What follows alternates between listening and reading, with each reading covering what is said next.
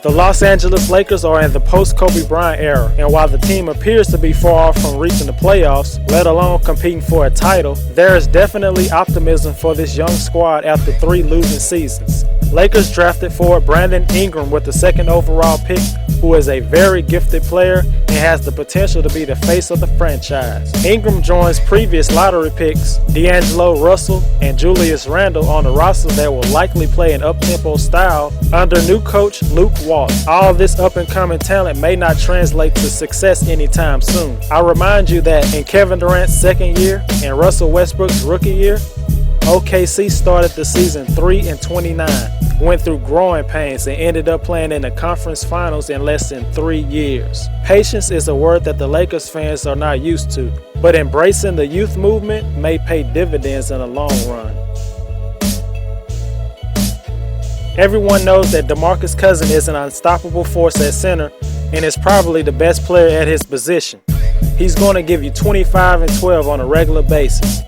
But to keep it real, he probably needs to give you 30 and 15 for the Sacramento Kings to be a threat for a playoff spot in the West. They have scoring and shooting at the wing position with Rudy Gay, Matt Barnes, Aaron Aflalo, and Omer Caspi. Dave Yeager has accomplished a lot with the talent he's been given in his short coaching career. Sacramento's weakest position is at point guard, and that's bad news when you're playing in a conference with a ton of dominant point guards.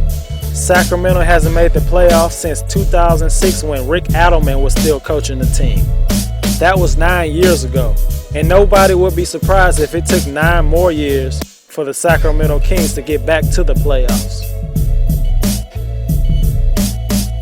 Perhaps the most talented roster ever assembled, one of the most devastating offensive firepower the NBA has ever seen, adds one of the most potent scorers of all time to the mix in Kevin Durant. How do you keep a team featuring the best shooter in history and a 4-time scoring champion in check? When Klay Thompson is your opponent's 3rd offensive option, you know you're in for a long night. The ball movement and spacing has been a thing of beauty the last 2 seasons. Everyone expects multiple blowouts, so the team's superstars might get rest on a regular basis in fourth quarter. But I believe losing Andrew Bogut might be a bigger loss than most people think. Zaza Pachulia is a solid defender, but he isn't the shot blocker that Bogut is. You could make the case if Bogut was healthy the last 2 NBA Finals games, the Warriors could have won. Overwhelming expectation may be too much to handle for this team. Could they wilt under the pressure? Everyone will have to sacrifice shots. What they gain in star power, they lose in depth. It's a good trade-off, but it could hurt them in case of an injury.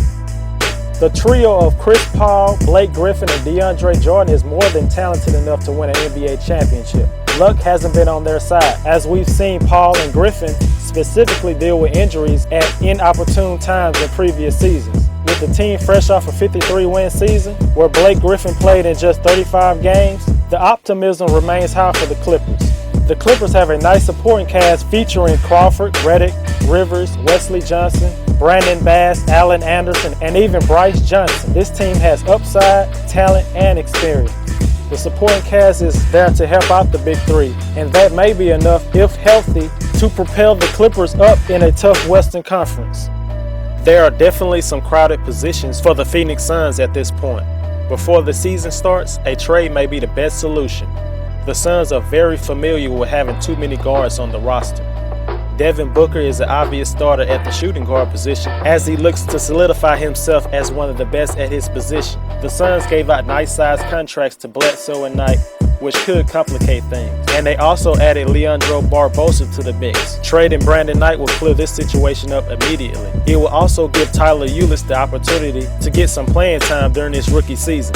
It will be interesting to see who the Suns start at power forward. Will they go small and start Jared Dudley, or start one of their young guns in Dragon Bender or Marquise Chris? The Phoenix Suns have done a good job adding talent. How they actually run that talent out on opening night still remains to be seen. New coach Earl Watson has his work cut out for him as he deals with the rotation. The Pacific Division has 2 alpha dogs at the top and 3 very talented and young teams to round it out. Coming in 5th place is the Los Angeles Lakers.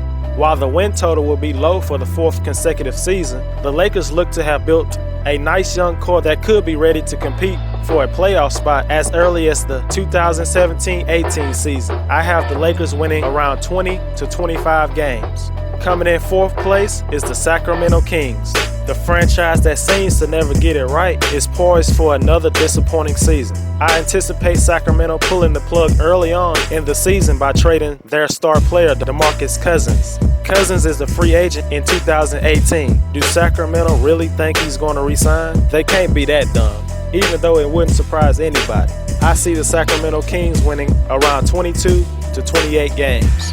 Coming in at number 3 is the Phoenix Suns. There is certainly enough talent for the Suns to compete for a 7 or 8 seed in the West, but there are too many unproven commodities on their roster to make that bold prediction. The most important goal for the Suns is the development of Devin Booker, Marquise Chris, and Dragon Bender. Everything else should be secondary.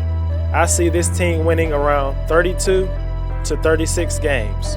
Coming in at number 2 is the Los Angeles Clippers. I believe it was smart to keep this team together and make another run for the title. This core has played together for numerous seasons, and maybe they can get some good luck with injury in the playoffs. I believe the Clippers have a decent shot at a top 2 seed in the West. I have the Clippers winning around 52 to 56 games.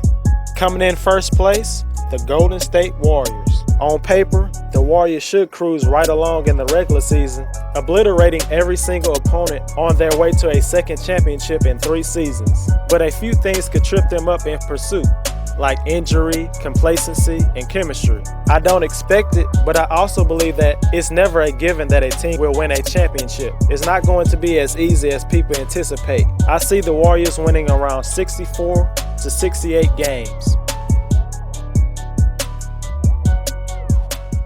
I feel my Chicago Bulls had an excellent draft. They added a great prospect in Denzel Valentine at 14, and in my opinion will be a top 10 player in this draft. Valentine's ball handling and playmaking abilities will help Chicago replace Derrick Rose, and his knack for draining perimeter jump shots will aid everybody. It's only the ongoing injury concerns that prevent this from being a true home run. With the 48th pick,